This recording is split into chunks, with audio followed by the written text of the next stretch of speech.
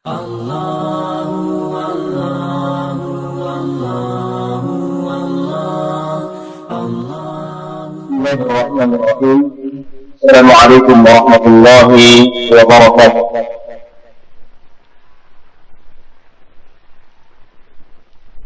Alhamdulillah wassalatu wassalamu ala Rasulillah wa ala alihi wa sahbihi wa man tabi'ahum bi ihsan ila yaumiddin wa ba'd.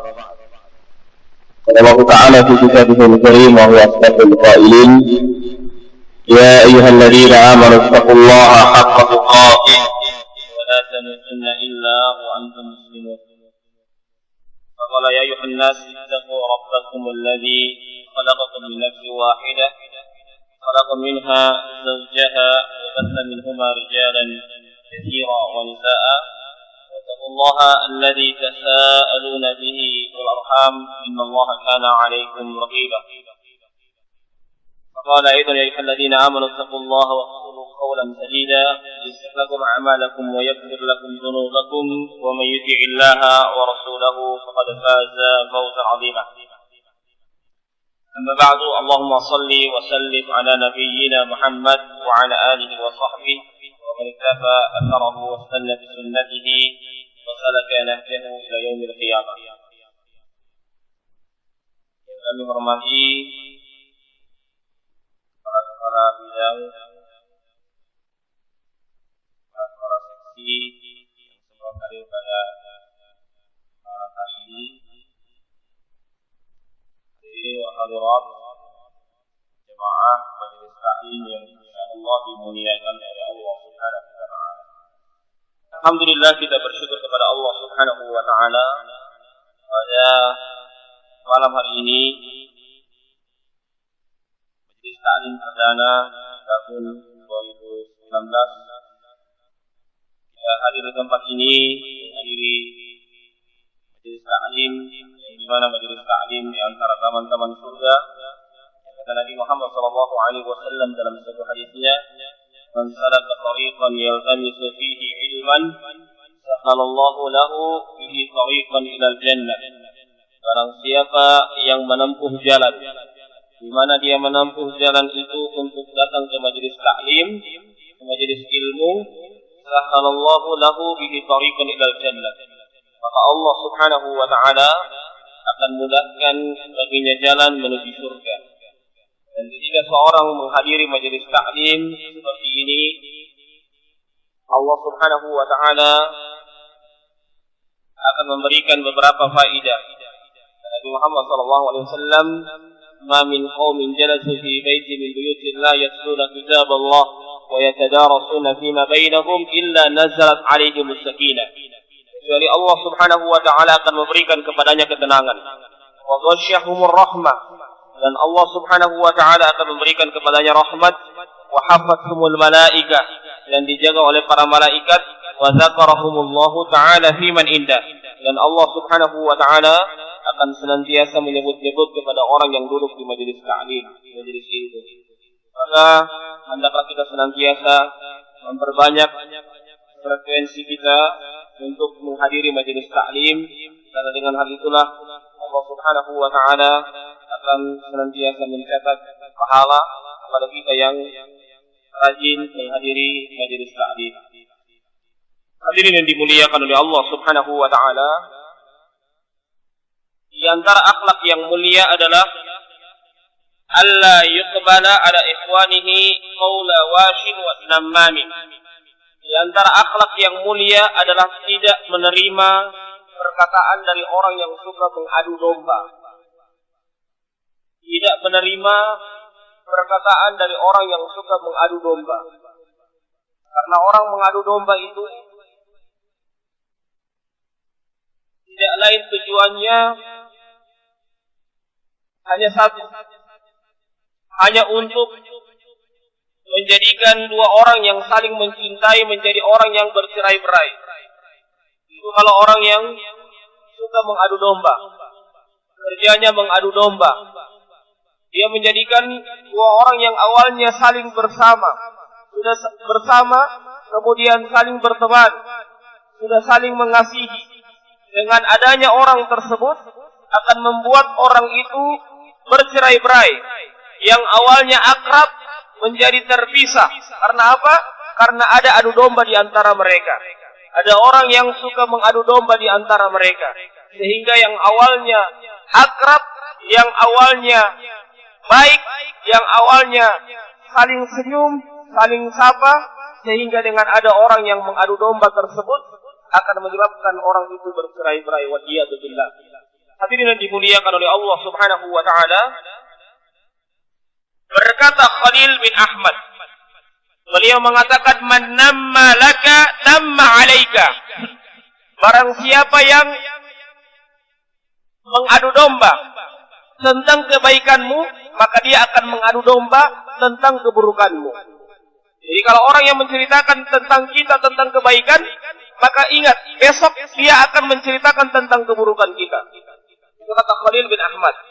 Wa man akhbaraka khabar ghairika, akhbarahu bi khabarika. Barang siapa yang memberikan khabar, berita tentang berita orang selainmu, maka dia pun akan menceritakan tentang beritamu kepada orang lain. Ya. Jadi kalau kita hari ini kita mendengarkan orang menceritakan orang lain, besok kitalah yang akan diceritakan. Hari ini kita mendengarkan orang itu diadu domba, besoklah kita yang akan diadu domba. Maka berhati-hatilah dengan orang yang suka mengadu domba.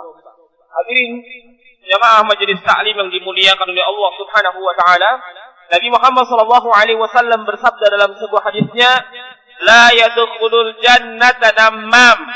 Tidak akan masuk surga orang yang suka mengadu domba. Ya, tidak akan masuk surga orang yang suka mengadu domba. Hadirin yang dimuliakan oleh Allah Subhanahu wa taala, suatu ketika Nabi Muhammad sallallahu alaihi wasallam melewati dua kuburan. Di antara penghuni dua kuburan tersebut, tidaklah diazab kedua penghuni dua kuburan itu, kecuali diazabnya dalam keadaan dia memiliki dosa yang besar.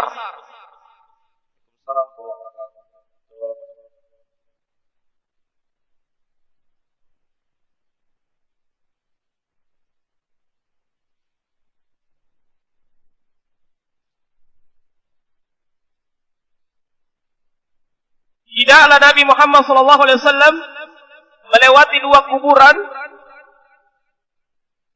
Penghuni dua kuburan itu diberikan azab oleh Allah kecuali dosa besar. Apa itu dosa besar yang mereka lakukan? Yang pertama, amma ahaduhum la yastatiru minal baul. Adapun salah seorang di antara mereka, dia mendapatkan azab karena dia tidak berlindung pada saat dia buang air kecil. Mungkin kalau perempuan kadang yang demikian, kebanyakan laki-laki, ya, ketika buang air kecil langsung semprot, ya, tidak berlindung kadang, ya. Maka di antara sebab seorang itu akan diazab oleh Allah Subhanahu wa taala itu la yastatiru minal baul. Dia tidak bersembunyi ketika dia buang air kecil. Yang kedua, sebab orang itu diazab oleh Allah Subhanahu wa taala yaitu fa innahu yamshi bin namimah. Dia selama hidup di dunia itu sukanya mengadu domba. Ya, sukanya mengadu domba. Hadirin yang dimuliakan oleh Allah Subhanahu wa taala, di dalam riwayat yang lain Nabi Muhammad sallallahu alaihi wasallam Qatadah menjelaskan bahwasannya ada tiga hal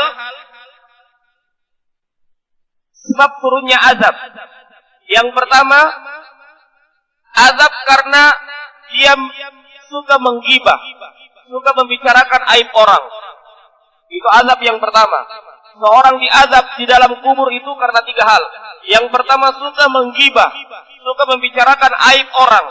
Yang kedua, azab yang kedua adalah dia diazab karena tidak memperhatikan air kencingnya ketika dia keluarkan. Dia kencing begitu saja, kadang dia keluar masih ada bau kencing, ya, sehingga ketika orang masuk ke kamar mandi itu, ya, orang itu melaknat dia, ya, sama kencing ini, ya, sehingga berapa orang yang masuk ke kamar mandi itu, maka berapa itu jumlah itu juga akan melaknat orang tersebut. sehingga orang itu mendapatkan sebab dia akan mendapatkan azab kubur. Dan yang ketiga adalah dia suka mengadu domba, yamshi bin namimah, suka mengadu domba. Hadirin yang dimuliakan oleh Allah Subhanahu wa taala, inilah tiga hal yang disebutkan oleh Nabi Muhammad SAW dan oleh para ulama tentang seorang itu diadu domba, seorang itu mendapatkan azab karena tiga hal, dan diantaranya adalah adu domba. Hadirin yang dimuliakan oleh Allah Subhanahu wa taala, berkata Ibnu Hazm, beliau mengatakan, wan namimatu far'un min furu'il kadzib. Adu domba itu cabang dari kedustaan. Seorang mengadu domba itu sama dia dengan berdusta. Kenapa dia berdusta? Karena dia membicarakan aib orang, membicarakan kesalahan orang, agar dua orang yang saling mencintai itu saling bermusuhan, sehingga dia menimbulkan berita-berita dusta tentang saudaranya. Itu namanya orang yang suka mengadu domba. Hadirin yang dimuliakan oleh Allah Subhanahu wa taala, berkata Abu Musa Imran bin Musa al-Mu'addib, beliau mengatakan, man kana bakhilan warrasa aduhu malu. Barang siapa yang bakhil, sulit, maka dia akan mendapatkan musuh karena hartanya. Kalau orang bakhil, Masya Allah, sulit sekali, pasti dia akan mendapatkan musuh karena dia sulit dengan hartanya. Man qala syukrahu lam yanal jannah. Dan barang siapa yang tidak bersyukur, maka dia tidak akan mendapatkan kebahagiaan. Kemudian wa ahlul kadhib madhmumun, dan orang yang suka berdusta itu tercela. Kemudian kata Abu Musa, wa ahlun namimah yamutuna al-fuqara, dan orang yang suka mengadu domba itu akan meninggal dunia dalam keadaan fakir, dalam keadaan dia tidak memiliki apa-apa. Kenapa demikian? Karena kebaikan-kebaikan yang dia lakukan selama ini sudah tertransfer kepada orang lain. Ya, dia sudah suka membicarakan orang lain, sehingga kebaikan yang dia lakukan habis semuanya tertransfer kepada orang lain, karena dia sudah melakukan namimah, sudah melakukan adu domba kepada saudaranya tersebut. Hadirin dimuliakan oleh Allah Subhanahu wa taala, berkata para ulama, amalun namam adarru min amali syaitan. Perbuatan orang yang suka mengadu domba itu lebih bahaya daripada perbuatannya syaitan. Itu perkataan para ulama. Perbuatannya orang yang suka mengadu domba itu lebih bahaya daripada perbuatan syaitan. Kenapa demikian? Fa inna amal syaitan yuwaswasa. Karena perbuatan syaitan itu hanya membisikkan, sedangkan orang yang mengadu domba itu berhadapan. Ya, jadi kalau syaitan hanya kerjanya membisikkan, sedangkan orang yang mengadu domba itu berhadapan. Dia ceritakan langsung berhadapan dengan kita, bukan berbisik-bisik tanpa ada jasad, tanpa ada orang, tapi kelihatan langsung. Itulah sehingga kenapa para ulama mengatakan orang yang suka mengadu domba itu lebih buruk daripada syaitan. Tapi ini dimuliakan oleh Allah Subhanahu wa taala.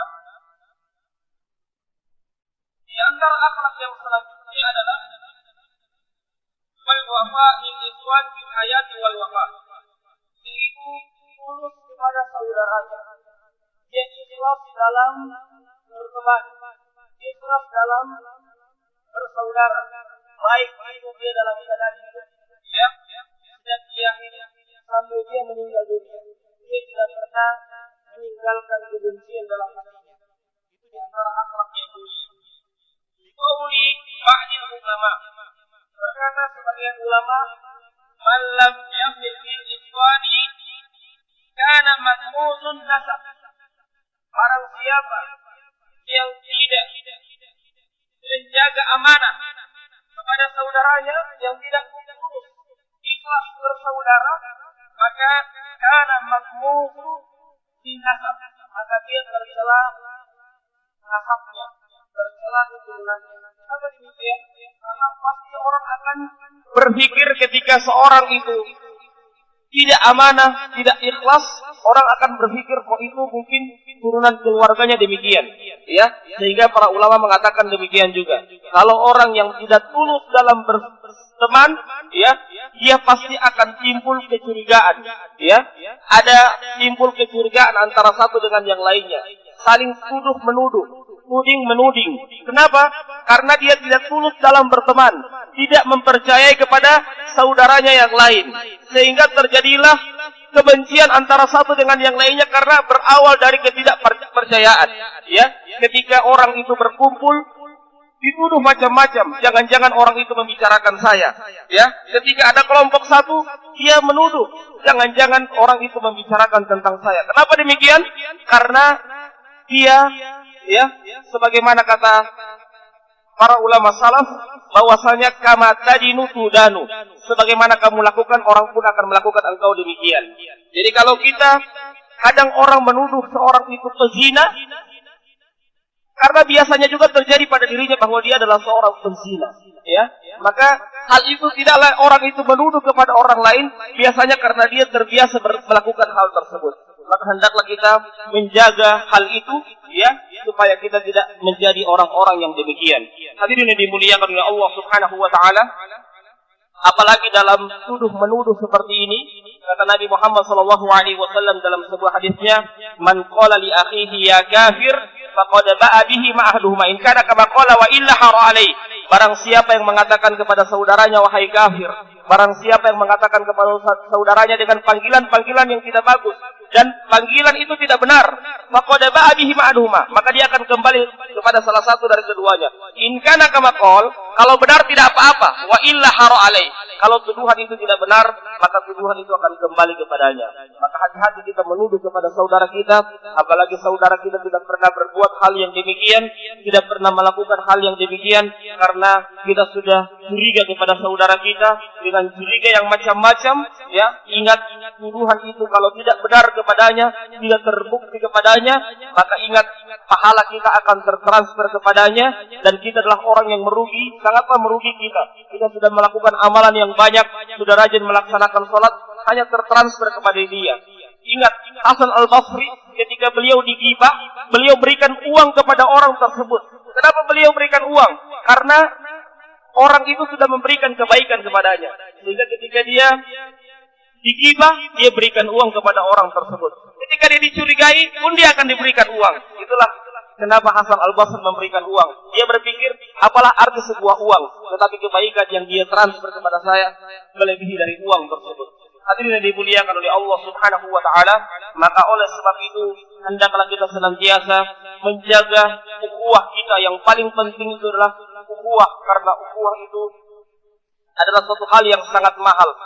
Jangan karena hanya masalah dunia, hanya masalah kepentingan sepihak, kemudian kita menelantarkan dunia, ya, menelantarkan saudara kita yang sudah lama berinteraksi dengan kita, yang sudah lama bergaul dengan kita, kemudian kita menjadikan sebab hal itu kita curiga kepada saudara kita hanya karena hal-hal yang sepele, hal-hal yang mungkin tidak ada nilainya di sisi Allah Subhanahu wa taala.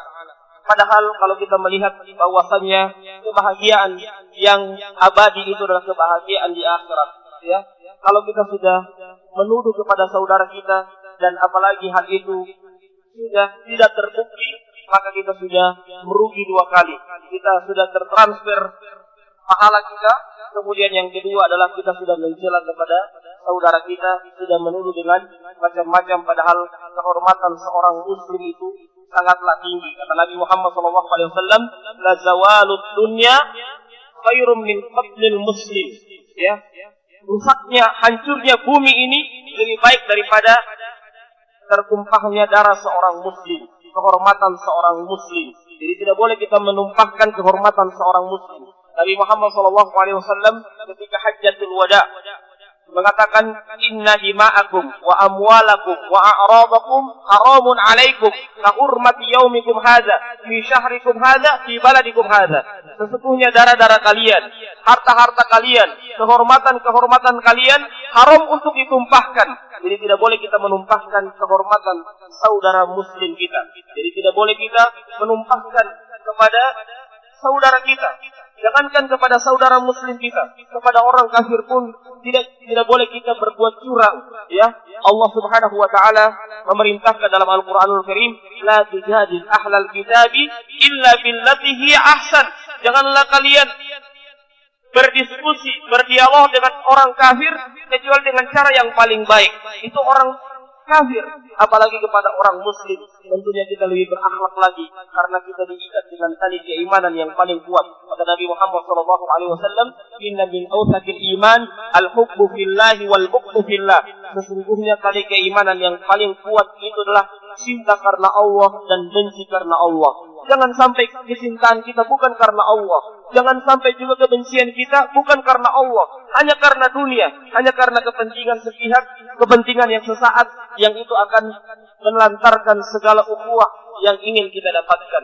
Hadirin yang dimuliakan oleh Allah Subhanahu wa taala, mungkin ini saja yang bisa saya sampaikan pada malam hari ini. Mudah-mudahan ada manfaatnya. Kalau ada benarnya, maka itu datang dari Allah Subhanahu wa taala, dan kalau ada salahnya, maka itu datang dari diri saya pribadi. Saya mohon maaf yang sebesar-besarnya karena saya manusia biasa yang tidak luput dari kesalahan, dan saya mohon maaf yang sebesar-besarnya. Tujuan saya hanya untuk menyampaikan, bukan menyinggung kepada siapa-siapa, karena tugas saya hanya menyampaikan sebagaimana kata Allah Subhanahu wa taala,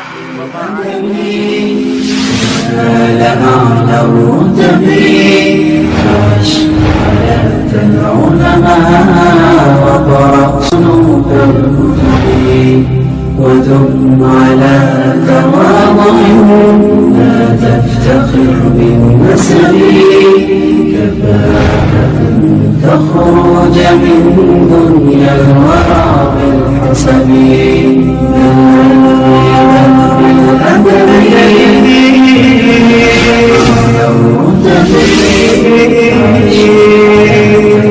العلماء وطرق صنوف الكتب ودم على